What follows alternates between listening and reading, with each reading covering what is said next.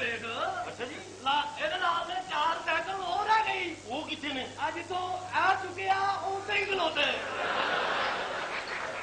ਆ ਰੱਖ ਲਓ ਤੁਹਾਡਾ। भागो, पुलिस हमारे पीछे लगी है, भागो भागो। पूरा मुल्क साइकिल से फिरता। अच्छा, लेकिन इस बारी साइकिल नूं किसी ने कुछ नहीं समझिया। ओ यार इधर से देखो, डबल स्टोरी साइकिल।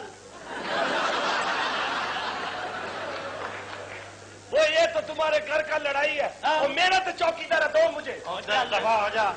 खड़ी ओए सट्टा लगिया, बच्चे का ख्याल नहीं रखता। हाँ की है सट्टा क्यों लगी तेनों? तेन मैं की दसा, मैं नहीं कोई दसना यार। क्यों की है? मैं तो नेकी की फिर पिस्त होए। वो क्यों? साडे महल्ले ही डबल स्टोरी कार लगी सी अग। मैं क्या अंदर बंदे सड़सड़ मरदा। मैं खिड़की वाली दीवारी चाल अंदर, बंदे चुप चुप सुटे बाहर। मैनू पईयां जुतियां। वो क्यों? वो मैनू पता ही नहीं लगा, मैं अग बुझाउण वाले बाहर सुटदा रहा।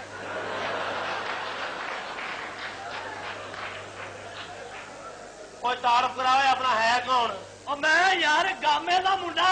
वो चाचे गामे का? हाँ, वो तू मेरे चाचे का मुंडा है? तेरा प्यो ते मेरा प्यो दोवें ही भरा ही। अच्छा।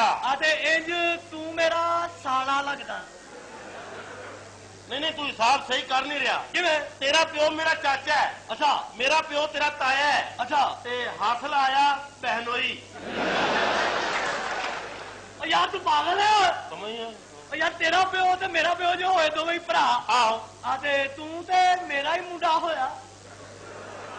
यार मैंने तेरी समझ नहीं आ रही। कुछ समझ नहीं लगनी। और तुसी दोवें आपस च चाचिया ताया दे जे। हाँ, इस हिसाब नाल तुसी मेरे मुंडे हो। नहीं नहीं गलत। तुसी तीनों आपस में कदन हो।